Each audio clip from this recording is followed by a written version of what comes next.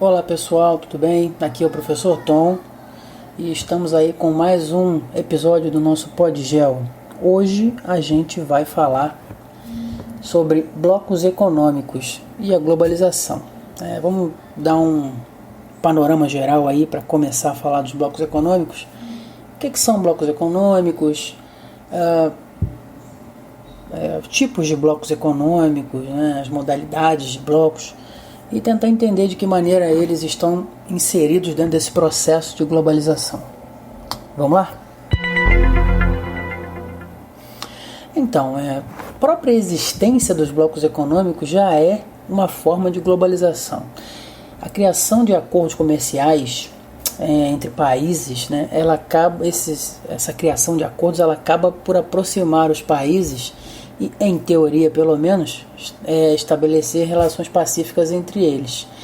Porque é assim, países que trabalham para se tornarem blocos, eles têm que ter afinidades, têm que ter, ou de alguma maneira serem países amistosos entre si, ou serem países que economicamente um tem o que o outro não tem, e aí eles começam a efetivamente fazer essas trocas. Os blocos econômicos, eles tendem a fazer com que as economias nacionais se fortaleçam.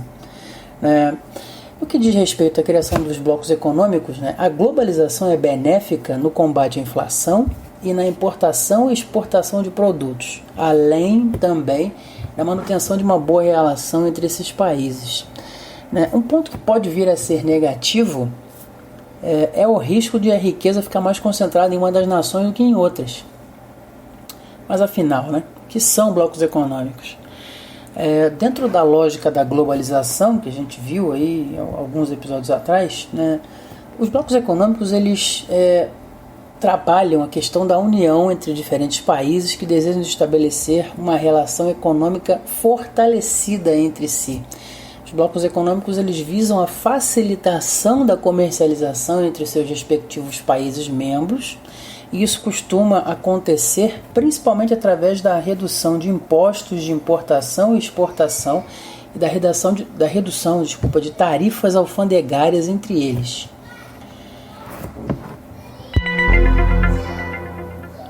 Bem, com relação à formação dos blocos econômicos, a formação dos primeiros blocos aconteceu após a Segunda Guerra Mundial.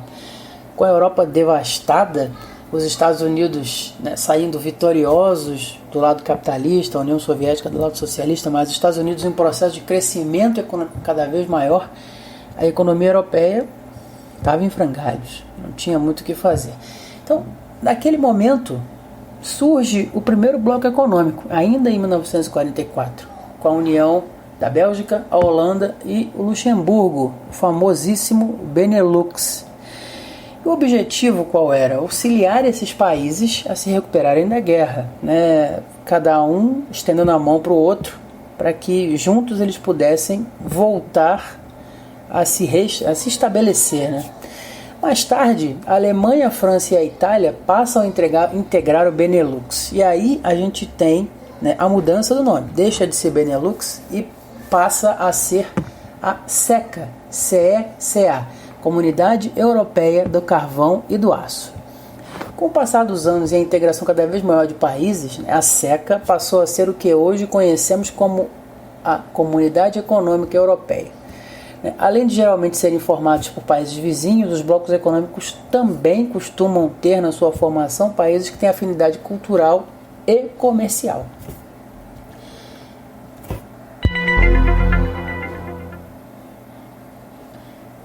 Como é que a gente pode falar sobre objetivos? Quais são os objetivos dos blocos econômicos? Quais são os objetivos que os países têm quando eles se propõem a criar um bloco econômico? A gente pode falar em basicamente três. Primeiro, reduzir impostos de importação e exportação e impostos de tarifas alfandegárias entre os seus países, entre os países membros do bloco. Segundo, melhorar a dinâmica econômica entre esses países membros. E o terceiro, expandir o mercado consumidor dos países membros para intensificar a economia em um contexto globalizado.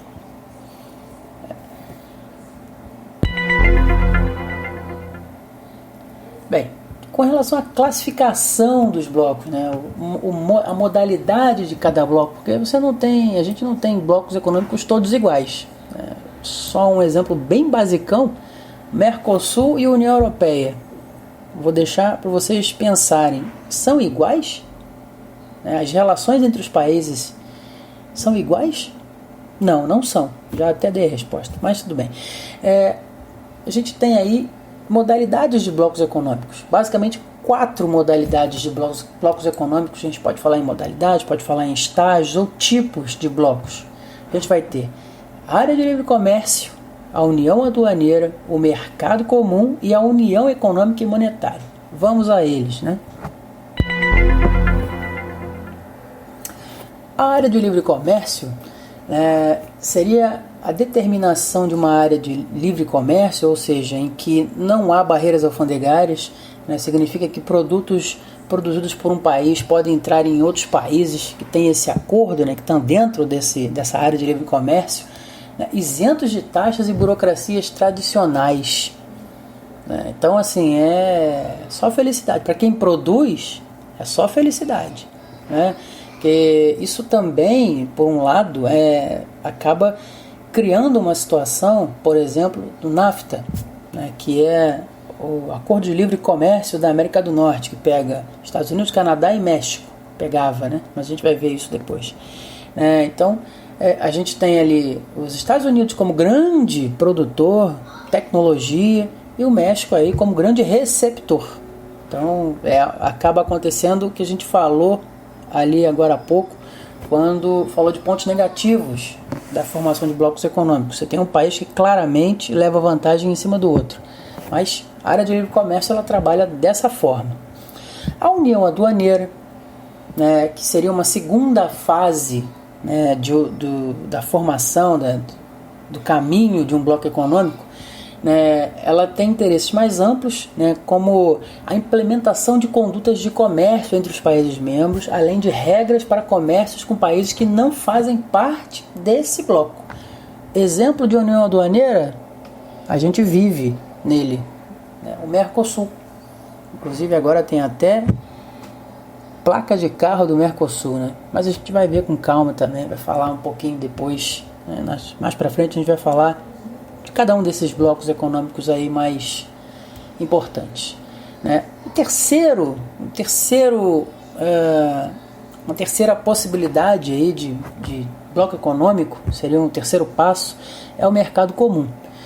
E o mercado comum ele se caracteriza pelo quê? A criação de um mercado comum que implica numa integração maior entre as economias e regras de comércio interno e externo, além de englobar a passagem de mercadorias, pessoas, capitais entre esses países de forma livre, ou seja, a gente tem facilidade aí de circular entre os países, mas não só isso, também, além de pessoas, mercadorias, serviços e capitais. Esse seria o terceiro estágio. E o último estágio, o estágio mais completo aí do que seria um bloco econômico, seria a União Econômica e Monetária, que é o estágio máximo, em que o mercado é comunitário, mas com o diferencial de ter uma moeda comum em circulação nos países que compõem esse grupo. Esses estágios eles são baseados nas fases ou categorias divididas pelos blocos, mas há uma ordem obrigatória para sua criação. O bloco que seguiu todos os passos citados foi qual? A União Europeia, Mas outros já formados não conseguiram seguir necessariamente nessa ordem. Por exemplo, o Mercosul. O Mercosul é uma união aduaneira, seria o segundo estágio, mas ele já tem algo que já seria uma característica do terceiro passo, que é o mercado comum, que é a livre circulação de pessoas. Hoje no Mercosul a gente consegue circular pelos países do Mercosul apenas com identidade.